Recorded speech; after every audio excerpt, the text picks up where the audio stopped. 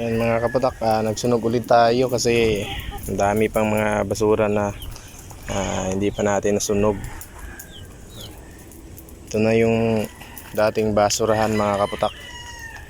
Yung dating basurahan noon, gaya nito mga kapatak. Itong area ko mga kapatak, yan, itong area ko, ito na siya ngayon. Pero dati mga kapatak, ito siya.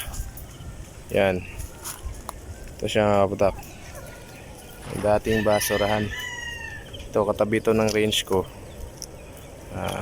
Meron kasi itong nagmamayari nitong area na to mga kapatak. Ayan, dating basurahan din to. Yan, itong area ko. Yan mga kapatak. Meron pa mga basura dyan, susunugin natin yan ngayon para hindi na masyadong madumi. Yan, meron pa mga basahan mga kapatak ko. Yan, ito yung mga yan, ito yung mga basahan dito.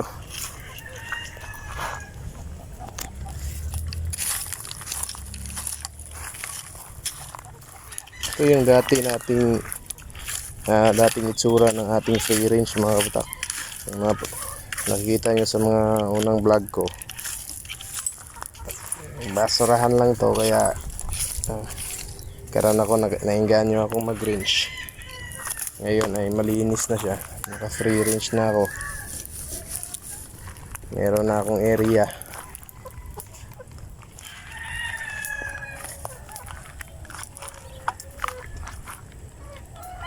Yan mga kapatak.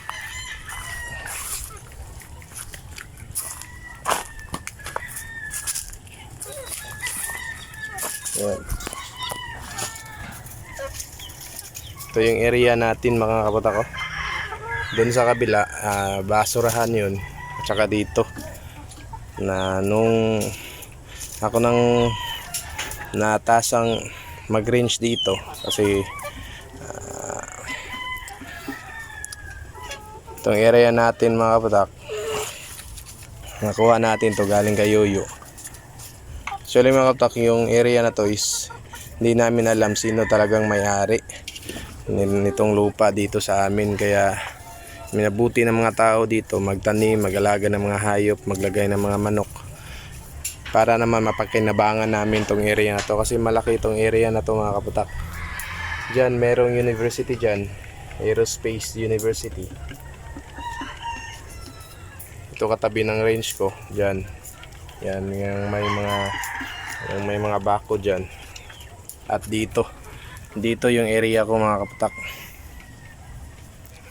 Yan.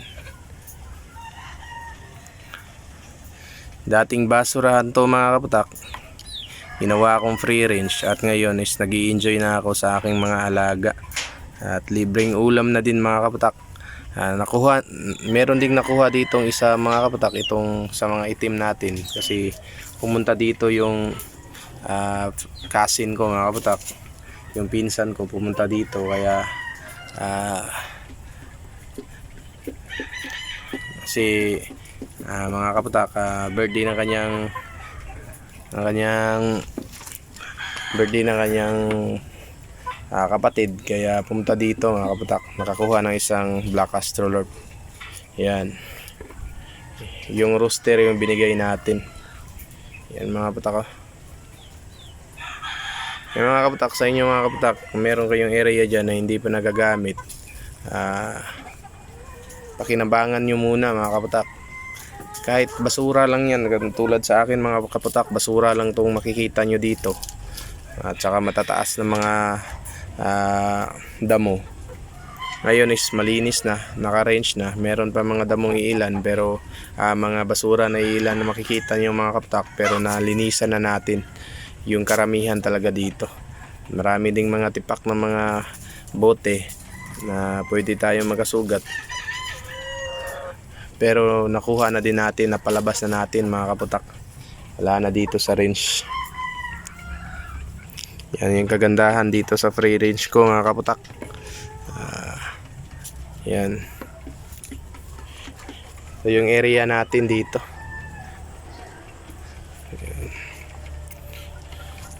Tapos naglagay ulit ako ng Bastonero Plus mga kapatak, para dagdag na din pangpurga sa kanila yan.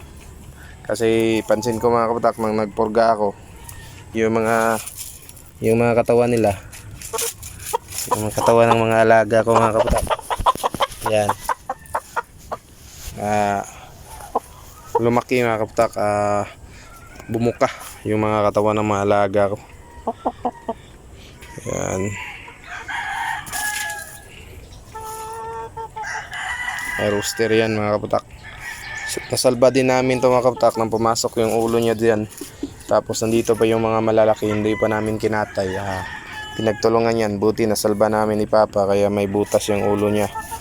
Kaya ngayon is malaki na siya mga kapatak.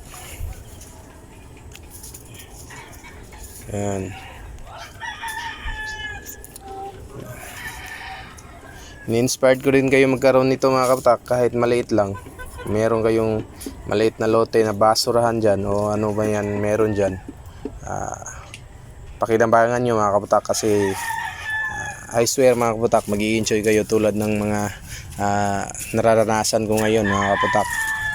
Marami kayong matututunan, lalong-lalo na sa pag-aalaga ng mga manok.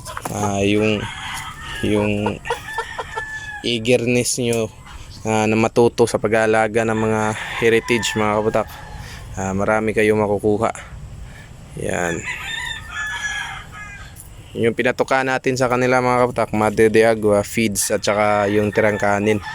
Yun yung pinatuka natin sa kanila ngayong araw, ngayong hapon mga kapatak. Yan. Yung minangga dyan. Yan. Bastonero yan. Pampurga.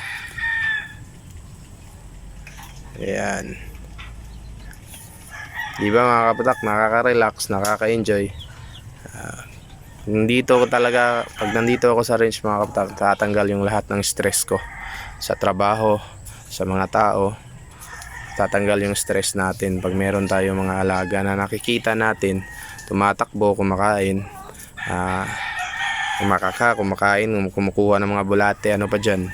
Kita natin, pag may mga alaga ka mga kapatak, nawawala talaga yung mga stress na nakukuha natin sa araw-araw. Kaya mabuti mga kapatak, nabuti nating mag-alaga ng mga hayop. May mga area, lagi kong sinasabi, pakinabangan nyo muna habang hindi pa ginagamit ng mga may-ari. Okay?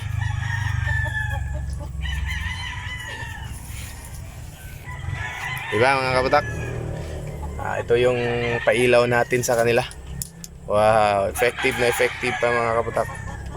Ito yung ating solar na pailaw sa kanila ngayong gabi. Yan. Yun lang mga kapatak. Happy farming po sa lahat. God bless you all. Sana po ay na-inspired ko kayo na magkaroon din ng ganito free range. Libreng ulam na din mga kapatak, anti-stress, at saka nakakatulong na din kayo sa komunidad nyo mga kapatak. Ito dating basurahan na ngayon pwede na kayo makakuha ng libreng ulam.